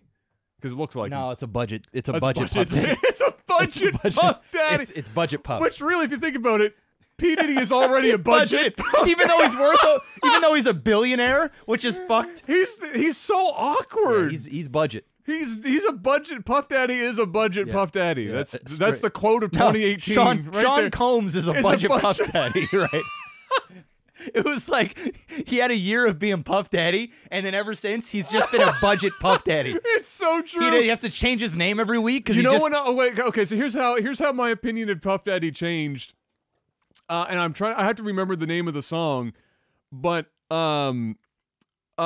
shit, it was a music video. And I don't know if it was he in Hotel? Was he in Holiday Inn? No, it was a song where him and it was like 5 artists were in it. It was one of those like bangers type back shit. in the day. Yeah, it might have been Ignition remix. No, it wasn't Ignition. They were at like some mansion and there was a pool and everything and people were dancing. And my opinion of Puff Daddy changed the minute I saw him like awkward dancing by himself in a music video. That's what Puff Daddy does. And so before that, he has swag because he dresses better than almost anyone else in the business. Like he knows how to put himself together. Yeah, but he gets in this music video and he was the whitest individual in the room. He does tap dance. He does tap dance. Guaranteed. So. All right. Well, there you go. I'm going up to 9.5. It's a random question, but I like it. I like the question. He must have started watching the show because we've been talking the show up. That's true. But yeah. She doesn't even have a a massive career. Like, I mean, No. she's not like a, but she's been getting more work as of late. So She did really well in the show. She did Like, really well in the show. her looks aside, she did really well. yeah. Excuse me. And something tells me she played herself on that show. She just played herself. She just went in there and Stuka's saying Levy doesn't even really model anymore. Those photos were from her shoots from years ago. Now she just posts photos of her and her dog. But look, that didn't just magically go away. it doesn't go.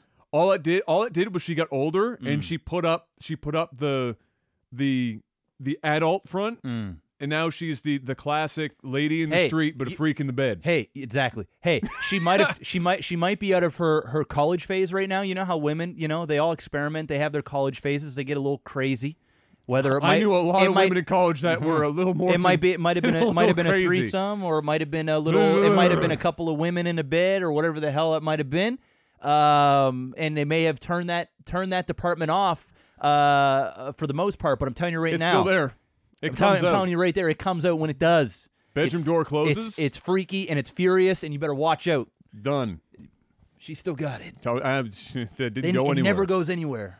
Didn't go anywhere. Now it's actually just more attractive because now she's got like the woman. She's got that quality that you want in like a wife or like a girlfriend. You show your parents. Parents are like, "Oh, she's so nice." You Yes. get home and she's kicking your ass in the bedroom. Yes. That's what's happening. Yes. Yes. Kick my ass. Fuck. Fuck me. Please. You need to get laid so bad. Oh shit, that's so funny. Oh god, that's funny. Oh, that's good. All right, what else do we got here? Let's see. Oh, here we go. Postal Panda, who's literally like 10% of my net income for 2017. Yes. So Yes. yes. Yes. Fuck me. Fuck me. It's so fucking true, man. This fucking Patreon's paying my goddamn bills. Jesus fuck. It's been a rough year. Oh, jeez. Okay, it's Postal Panda. So last week we covered the foods that make Jeff and Adam's mouth water, but what about the foods you hate? I mean, the pineapple on pizza type hate people have. I don't hate it. But so what are your I hate pork chops. Okay. Because they remind me of being a kid, because that's all I ate was pork chops and liver. That's fair. Like what other foods do I hate? I really can't think. That's the first thing that comes to my mind is pork chops. Fucking hate that shit. I don't like hamburger helper, like hamburger with it's like noodles and noodles shit. and hamburger. Yeah. Like, because I ate that a lot because we didn't have much money growing up, so you always got like shitty food, shitty. It just reminds me of just the shit that you ate when you were a kid that you just can't stand. Yeah. There's stuff that you eat as a kid that you like.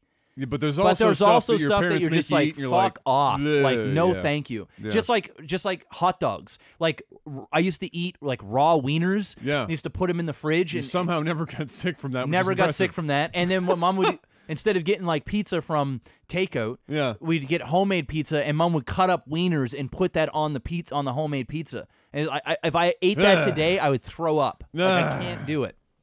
Fuck that.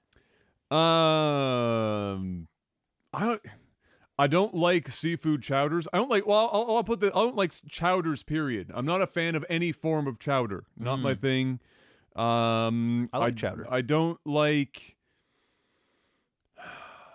I'm not a shellfish person. I don't like any of that. Yeah, because it makes you sick. Well, no, but even before that, I wasn't a fan. Oh, okay. Like, I used to, the only, like, if I wasn't, so if I didn't think I had like some sort of allergy at this point, I'd probably at the very least still be eating lobster. No, I'm not a lobster fan at all. Mussels. I'd still be eating mussels. Oh man, I'd still be eating mussels and clams if they're deep fried. Those were like the two. What about calamari? You like calamari? I don't hate it. It's not really a shellfish. I mean, No. it's calamari squid. It's squid. The problem with calamari is There's like 4 people on the planet that can cook do it properly. well. Yeah. And Sometimes then a little everyone too else is just rubbery. rubber. Yeah, it's too rubbery. I like Yeah. it when it's cooked. Moxie's actually makes decent. Their appetizer is actually Yeah. decent. Moxie's is just like It's a I, good- I it's- haven't had really shitty food ever at Moxie's. I'm not a huge fan of Moxie's hamburgers, but Yeah.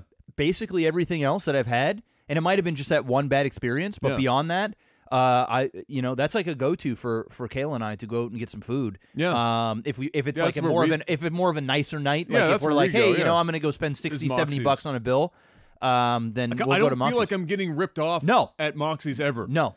As of late, I've been feeling like I've been getting ripped off of the keg.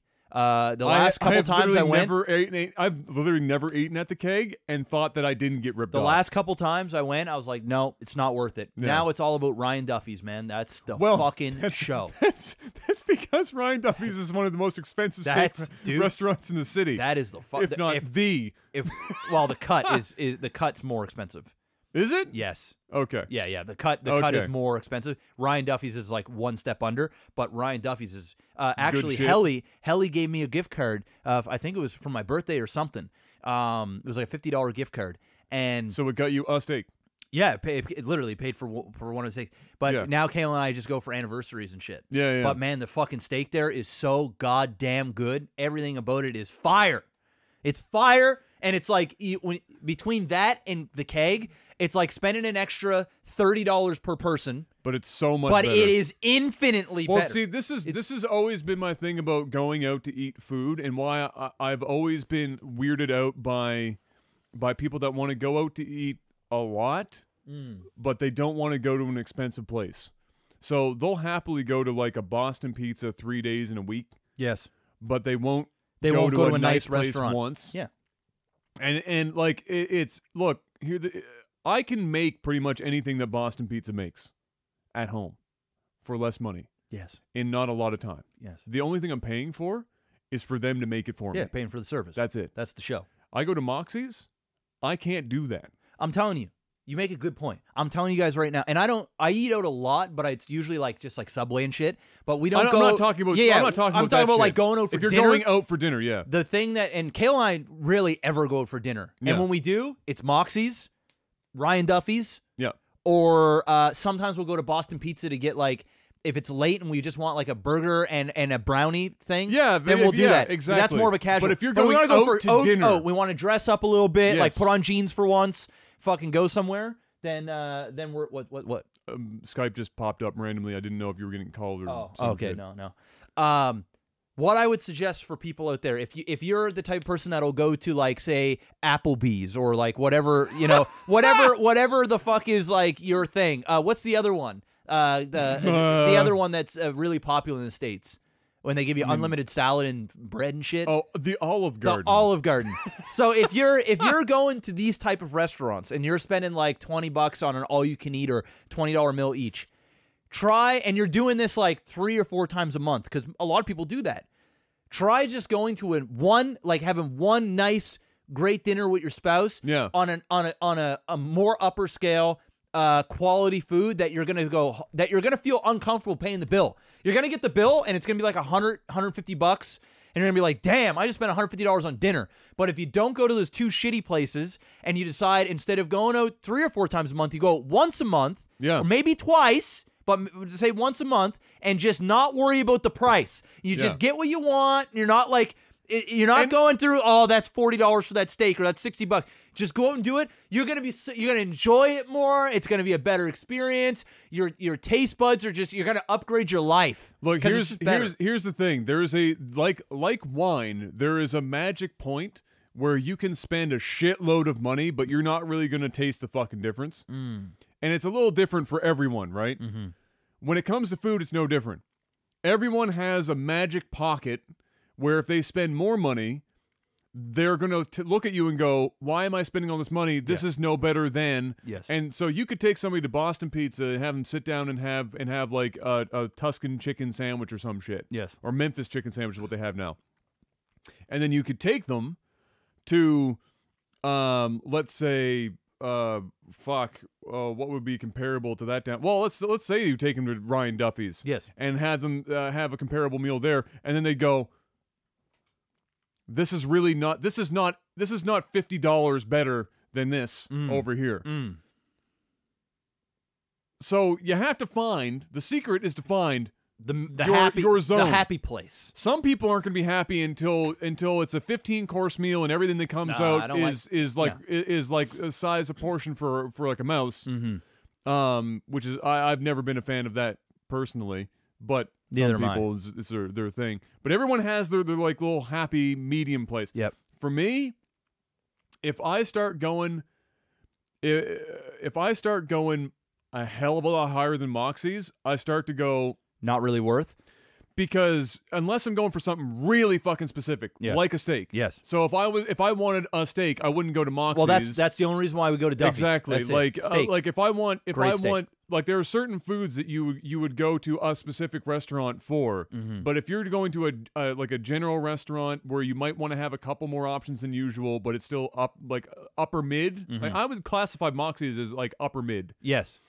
Then that's my happy place is right there. Because much more than that, and I'm going, yeah, this is really good food. But it's not really worth the price difference from... Yeah, it's not like... And everyone's going to have a different fucking zone for that. Like, when I went to Don Maurizio's when I was 18th birthday, and my aunt took me to Don Maurizio's. That shit was on a different plane of existence as far as food quality goes. This is the type of rich white folk restaurant you go in and there are violinists playing shit next to your table. So where I walk in, I get looks. Yes. Are you in the right place? KFC's next door. And when we walk in and it's like the dim lights and the literal violinists sitting there playing their shit and you get this 3-course meal and the bottle of wine is $300 and it was a fucking experience. And I'm happy I had it. Ask me if I'm ever going back there again and spending my own money on it.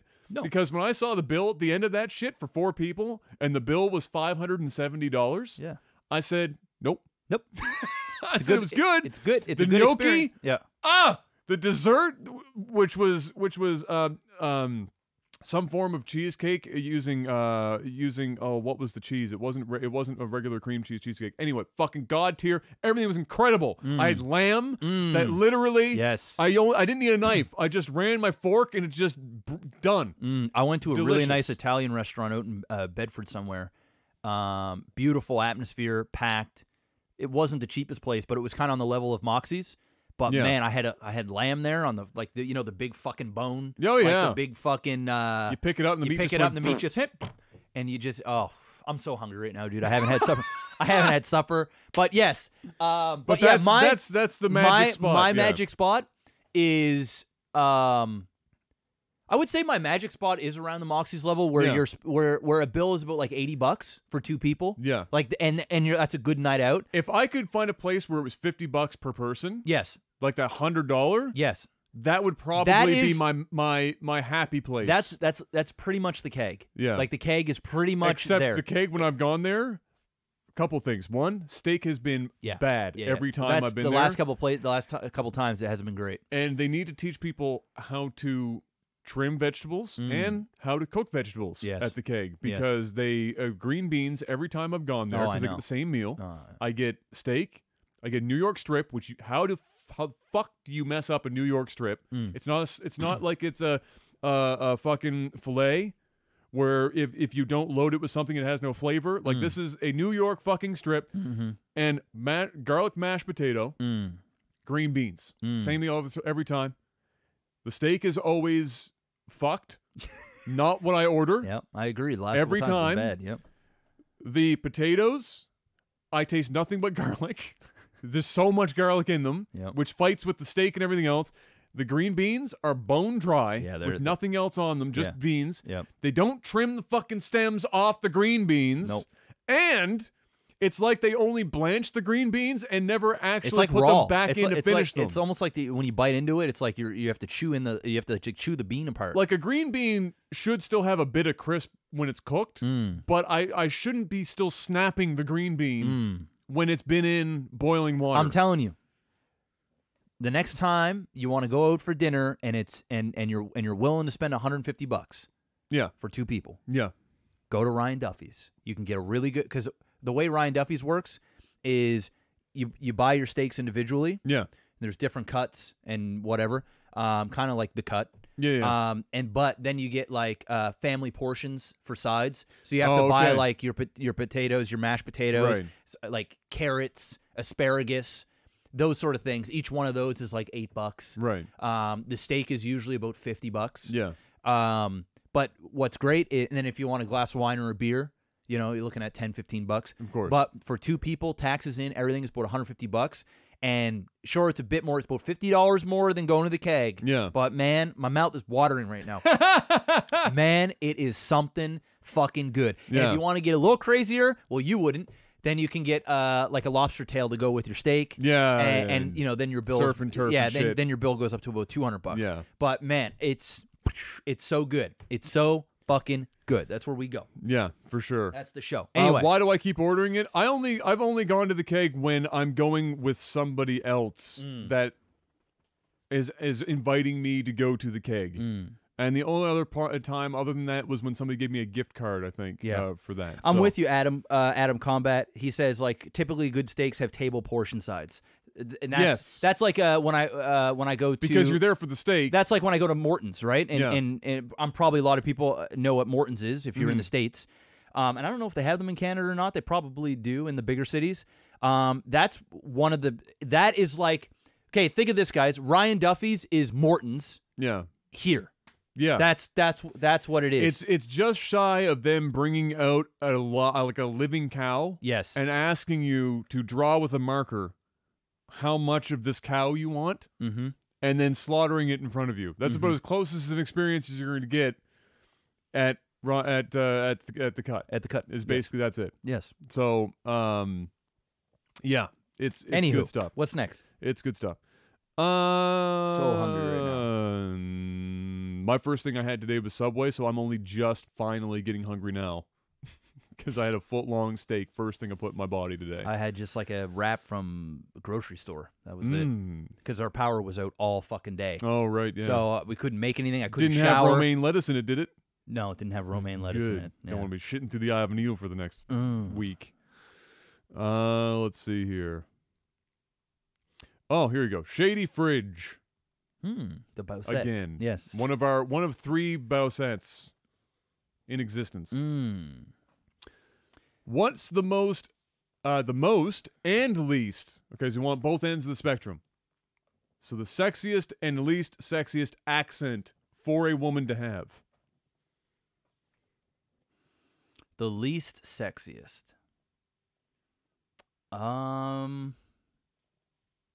That's a really good question. The least sexiest, I would probably say Russian. Not into that. If I just had to think of one in the top of my head. Now, I'm not saying there's a lot of beautiful Russian women. Of course. But I think I wouldn't be able to wake up every day to that, and I wouldn't be able to have long, intimate conversations.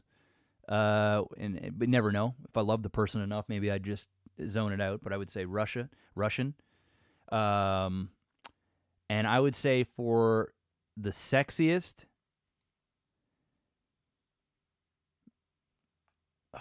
sexy though, like there's a difference. I'm really into Irish women. That's my like Irish women. It's some okay. There's something. Yes, I know, and it's weird. Gabs likes the Irish male accent too. There's something about the Irish accent that just gets. And I shouldn't be saying this because I'm a fucking Scot. So this is unfortunate for me. Well, we are from New Scotland. An Englishman and a Scotsman, my family, so I've got 0 Irishmen in me. However, I can't deny that there's something about it, but Irish women in general, there's also something about Irish women. I feel like if you were to strand an Irish woman on an island by herself, she's more likely to survive a nuclear holocaust. You know what it is, and this is gonna sound really gay. All right, probably and not. I don't care. Probably not. It's because Irish women have a hint of male in them, and it's something that we identify with.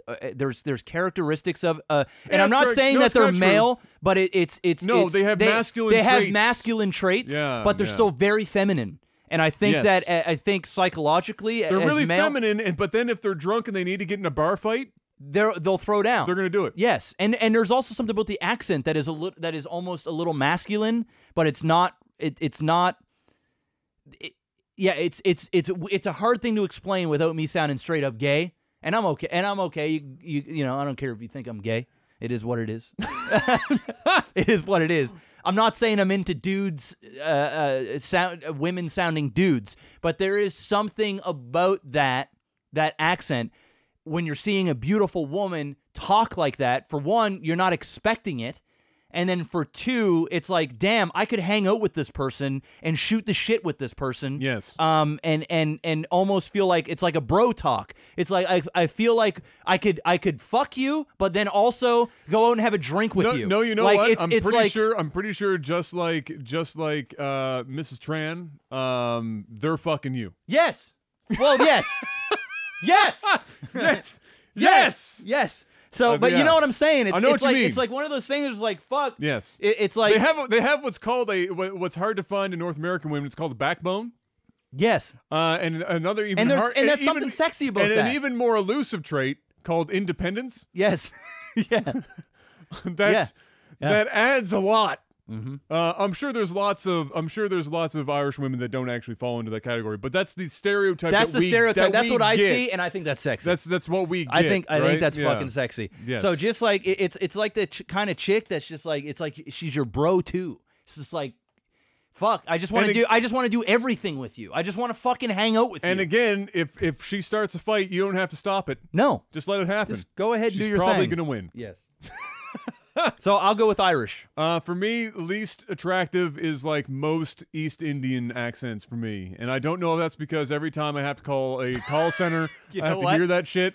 But you know what? I'll take Russian over top of. I'm switching. I will take Russian over the Indian, the East Indian or whatever. Thank you so very much for your call. Yeah. Yeah. No, thank you. It's not. It's a no from me. But it's just my taste. But when they're talking their own language, it's a totally different ball game. But when you put that in English, it just doesn't. Yeah. Doesn't get there. It's not there for me. I'm going to tell you that right now. I'm sorry for all of you. You know. We don't have any. No, we don't have. You're safe on that one. I think we have safe. Panic. We have Panic. But Panic doesn't have a pair of tits. Yes, and he doesn't have a pair of tits. Yeah, and he doesn't have that accent. No, he doesn't because he's straight American. 99% of his life in America. I'm sure his parents do. Absolutely. There you go. All right, Irish. Irish, yes. The Irish.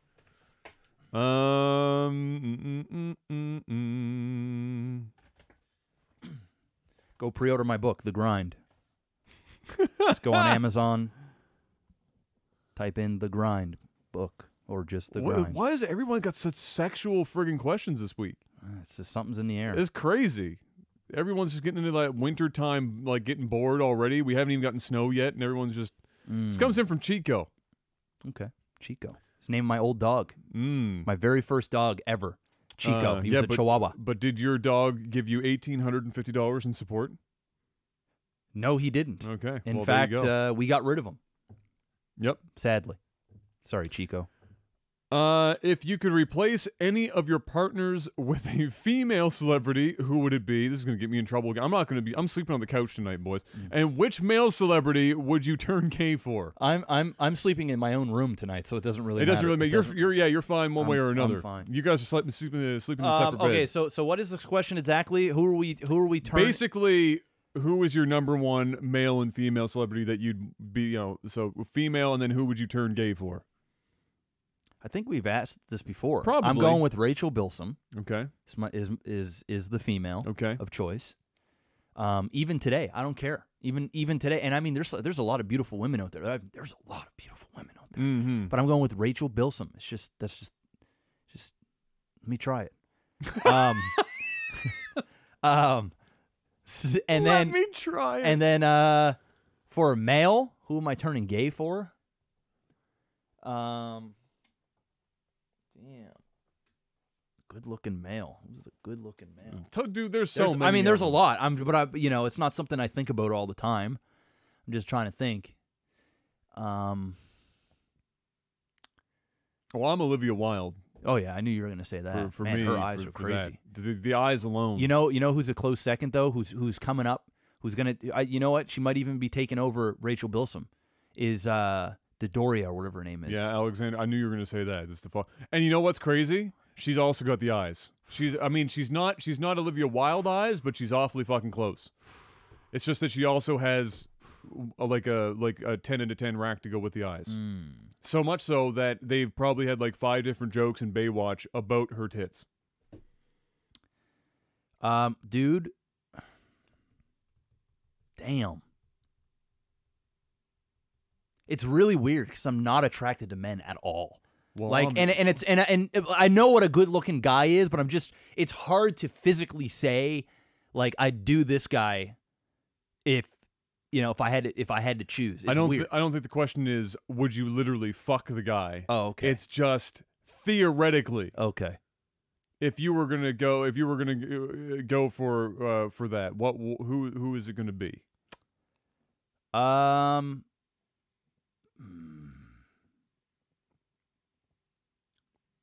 I don't know. Who's yours?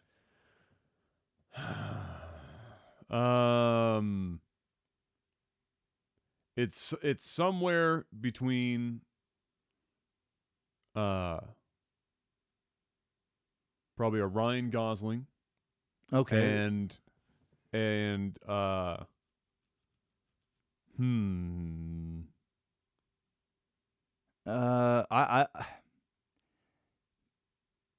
I'm just trying to think of like really, you know what? Really good looking dudes. You know what?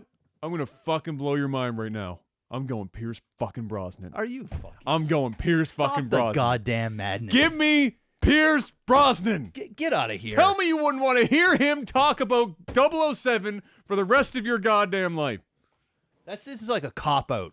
Is Pierce Brosnan really a cop-out? You gotta fuck Pierce Brosnan? Jason Momoa would be the cop-out. That's the easy choice. No, because I don't want to get fucked hard. You know, I don't want.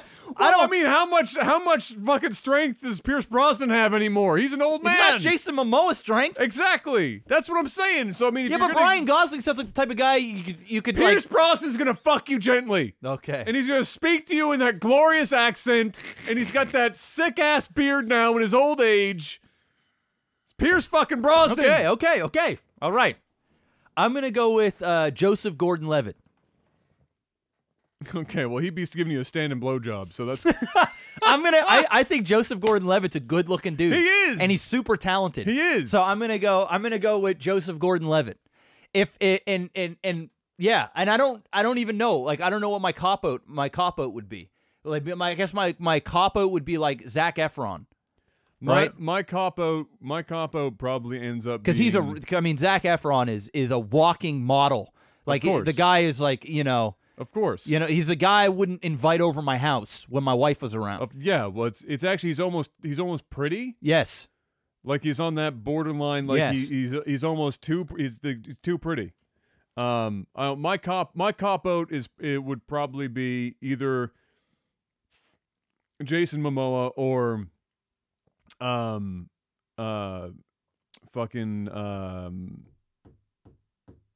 my god, I can't think of even his wife's name. What does he play in? Well, I'm not even going to think of that because I'm blanking. So hard right now. Okay. But the girl, the Spanish chick from Modern Family. Mm-hmm. Okay, her real life husband.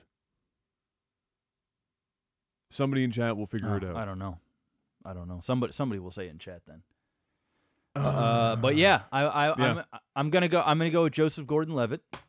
Yeah, so Sofia Vergara's husband. Yeah, I don't know. Who is Joey? Oh, okay, yeah. Isn't he like Spanish almost, or he's he's got a little tan to him? But he was in the fucking stripper movie with what's his face too. Friggin' he was one of the strippers in. Oh yeah, and Dirty Mike or Mike. Magic Mike. Yeah. So yeah, that's it. That's it. It's a tough question. It's not because I'm scared to look gay. It's just I don't give a fuck. There's a lot of good-looking dudes. I could name a bunch of good-looking dudes, but I was unimaginably attractive individual. Mm-hmm. Pierce Brosnan's just a goddamn legend. Yeah, I wouldn't. He's he's old. He's old. Yeah, but dude, I like. Yeah. It's all good. All right. There you go. Well, there it is. Is that it? You're hungry and you want to go watch some I am Pornhub. starving. So unless so unless I got to go work on this audio book, so unless there's a quick one, then. All right, this is a real quick one. If you got one, this is more for me than you, just because I want to be able to say the word. Because Black Jimmy's asking, and Black Jimmy's $1,200 deep. I can't let it go. What is your current favorite and least favorite meme? If it's current, a really well done surprised Pikachu meme is fucking fire right now. I've seen a lot of those. There's some good ass. There's some bad ones, but there are some good ass surprised Pikachu memes going on right now.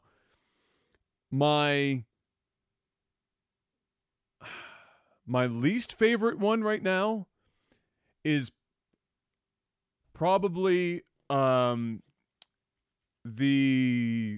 where they performed a surgery on a grape and then the whole world just tweeted that fucking thing everywhere they went. It was so fucking dumb. I didn't even see that. It was bad. So that was probably my least favorite. My least favorite meme is and I don't really know memes at all. It's the one where it's like the drawing of the skeleton dude and he's got like red eyes and it's like it looks like a 12-year-old made it. Anyway, that's my least favorite. Stupid. Okay. But my favorite one is the Salt Bay. The Salt Bay. Salt Bay. Every time Salt Bay is so extra. Every time I see it, I'm like, just a little bit. Sprinkle a little off the. Give me some of that elbow juice. Just that's without a doubt the best meme that I've seen, and really only one that I also use the black guy one quite a bit. My all-time favorite, probably one of my all-time favorites. I have a couple. One is the Jackie Chan like what the fuck face. Oh yeah, which is really good. I love that one. That's one's really funny. good. That one is funny.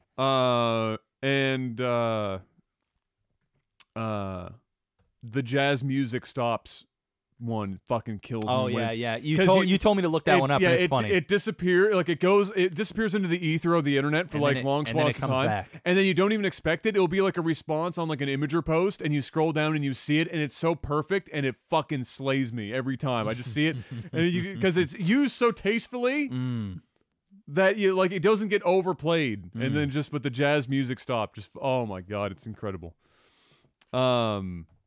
Yeah. So that's fantastic. There you go. Ladies and gentlemen, that's it for the Technical Alpha this week. Lots of all sorts of stupid nonsense. As usual, we'll be back next week for more, and I'm sure we're going to be hearing even more about how much Jeff hates doing audiobooks. Yes. Next week when we talk more about the grind. Pre-order your digital copy now. Or maybe by the time you're seeing this, there might even be a physical copy. It's entirely possible. Head on over to thegrind.gg. Oh. And there is a lot of usernames from my stream in this book, by the way. So your name could be in there. Your name could be in there. That's gambling. If you're buying it on the hopes that you're going to see your name in there, that's gambling. It's gambling. It's gambling. I'm trying to see if there's anybody in the chat that I can notice that's in here. Yeah, I don't know. I don't want to say any names, but there's quite a few in here. There's a whole page. But yeah, ladies and gentlemen, we'll see you guys next week. Thank you so much for stopping by and watching. As always, hit the follow button if you haven't already. Check us out on patreon.com/LAGTV, LAGTV. And we'll see you guys next week. Thanks again. And until we see you, peace.